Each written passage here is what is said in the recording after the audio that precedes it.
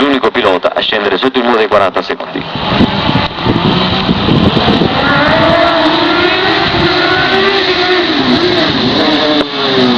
Ecco che sopraggiunge velocissimo Luciano Pagliaro, tra poco taglierà il traguardo del primo giro, 41 secondi 146 millesimi il suo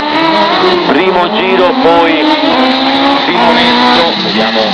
quanto ha girato Manuel Simonetto, 45 secondi 119 millesimi, siamo ben lontani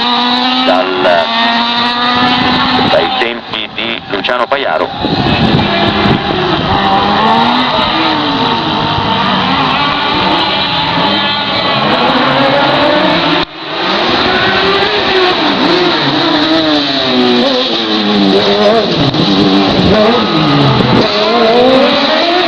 Pagliaro al secondo intertempo, 40 secondi 699 millesimi, quindi continua a migliorare.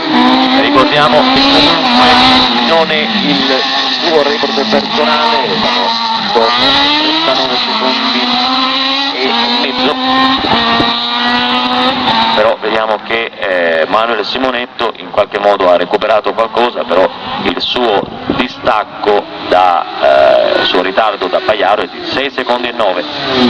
Ma abbiamo il terzo passaggio di Luciano Pagliaro, le prese con il tornante prima del traguardo, transita in questo istante e fa registrare il tempo di 39 secondi e 7, quindi torna a scendere sotto il muro dei 40 secondi, mentre Manuel Simonetto in qualche modo cerca di tenere il passo di Pagliaro, ma è un'impresa assolutamente proibitiva per questo pilota che quindi fa salire il suo ritardo a 10 secondi e 152 millesimi, anche se ha girato in 42 secondi e 9 in questo ultimo passaggio, ma è un tempo sicuramente insufficiente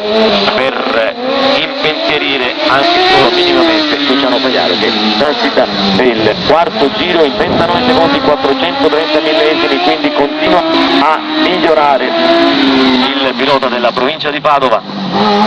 Vediamo adesso Manuel Simonetto che, così come era già successo nel corso della prima semifinale, tocca delle sagome che delimitano il perimetro del tracciato. E intanto vediamo Luciano Pagliaro per il quinto giro, attenzione, quinto giro completato per Pagliaro che continua a migliorare, 39 secondi e 135 millesimi, quindi si avvicina al muro dei 39 secondi, grande prestazione per il pilota della provincia di Padova, Luciano Pagliaro a bordo della sua vettura numero 12, la monoposto. Vediamo adesso Simonetto che in qualche modo ha completato il suo quinto giro in 43 secondi 914 millesimi ed è pronta la bandiera a scacchi per Pagliaro che conclude il suo sesto giro. Vediamo se riesce ancora una volta a migliorare il suo record personale di 39 secondi 135 millesimi.